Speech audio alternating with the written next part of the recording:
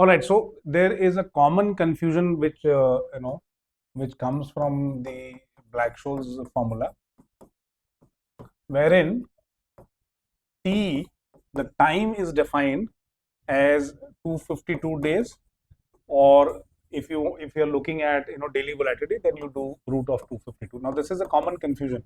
So when you study any material which is simply copy pasted from the West, you're looking at 252. This is what they teach in the book. So there's nothing wrong about what you have studied. This is from your Black-Scholes formula, or if you refer to any material which has been plain and simply copied. But that's not correct. So what we have done is this is pulled out by our research students uh, who are with us. And if you look at this one, it refers, this is a CBOE VIX. So basically we are saying how CBOE calculates the VIX. What is the time frame it is looking at? What is the duration? When you look at T in the formula, what is that duration that they're referring to? And let me see if I can zoom in a little bit for you. So here we go.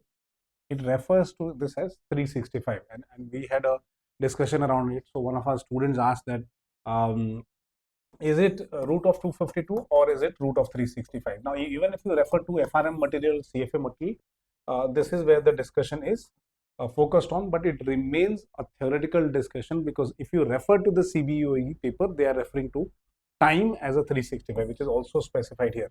Now borrow that knowledge, because India VIX is a licensed copy of CBOE volatility index. Borrow that knowledge and you will see that also in their archive documents, one of the archive documents, they are referring to 365. Now let us understand why this confusion, why Black-Scholes uses 252 days versus a 365. That has not been answered by anyone, and I don't think any YouTube video has this one. Now when you are using Black-Scholes model, you are essentially possibly, most likely, you are an options trader. So for you, what is important is you are interested in the number of trading days, because you are relaxing on weekends, you are not trading, and you experience a lot of volatility and pressure while trading on the trading days. So I'm interested in knowing where could it possibly jump, or what would be the nature of the volatility, or my pricing formula, or the price of call or put over those 252 days. So I am just bothered about volatility over 252 days.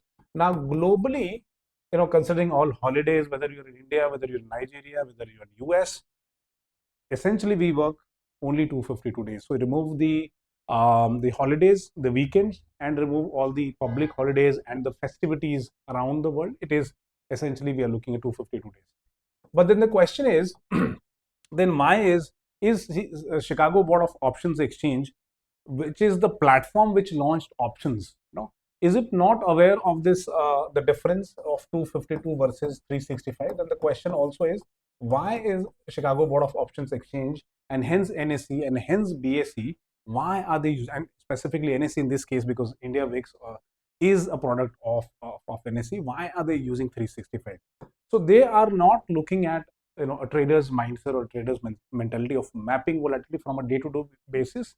They are saying that if Nifty stands at 26,000 here at today, if this is T0, which is today, 1 year from now, where could possibly the Nifty be? So if it is headed upward, so upside movement, northwards, where would Nifty be 1 year from now?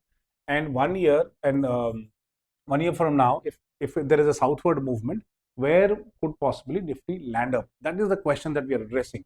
Now, why are we spreading it over 365 days? We are spreading it over 365 days because we are looking at 1 year gap. You're not bothered about weekends. You're not bothered about trading. You're saying, okay, maybe 365th day from today is a holiday. So maybe you are bothered about the 364th day, or you are bothered about the 366th day. Likewise here, if this is a holiday, this is a public holiday or a weekend, so you are bothered about where could possibly Nifty land up on the 364th day or 366th. So that's the whole connotation, that's the whole practice here. Another thing that we need to understand, if anyone who's calculating India VIX, and that finer layer no one understands, that no one speaks about it. Say for example, if you are looking at any measure of volatility, what are the various measures of volatility? There are various measures of volatility. One is a forward looking, which is known as IV. One is a historical looking, which is known as HV. You can also calculate using this. Say, anyways, this is using standard deviation. You can also use other methodologies, and let me just simply put this as standard deviation. This comes from your Black-Scholes model, which has a certain formula here. So essentially, if I may put it, if simply put, there are only two ways to calculate volatility.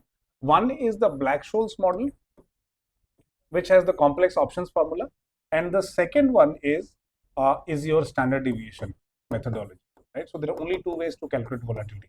Now, when you're looking at volatility, if someone is quoting volatility, say only over 252 days. So, for example, both of us are referring to the same level of volatility. So, when it say you are quoting a number called 12, and this is actually annualized number, and this is a percentage, right? So, if someone is quoting over 252 days versus someone is quoting over 365 days, this is compressed. The volatility is compressed only over it is spread only over 252 days. So when you convert a 252 days of volatility over 365, this is going to be bigger number because they're same, right? So if you're spreading it over 365, the daily volatility would be a much smaller number, whereas if you spread it over 252, it is going to be higher number. So the point is that no one talks about what is the base of the volatility, what is the number of days. So I think, just to take care of this, because some countries, say, assume has about 300 working days or trading days, then in that case you will not be able to compare the volatility in country A versus country B. So to take away this kind of a confusion, they have stuck to a normal an annualized number, or a number which is calendar year number, which we all stick to and which we all understand and can feel, because the number of trading days every year can change in the same country or between two countries, though there could be difference. So you'll not be able to calculate which country is more volatile. That is why I think the global practice is shifting towards 365 and not containing itself to a number called 252 days, right? So that is what in the next video we'll try and explain you where to download the annualized or the daily volatility file of Nifty. So we'll make a video on that. So till that time, take care and God bless you. Thank you.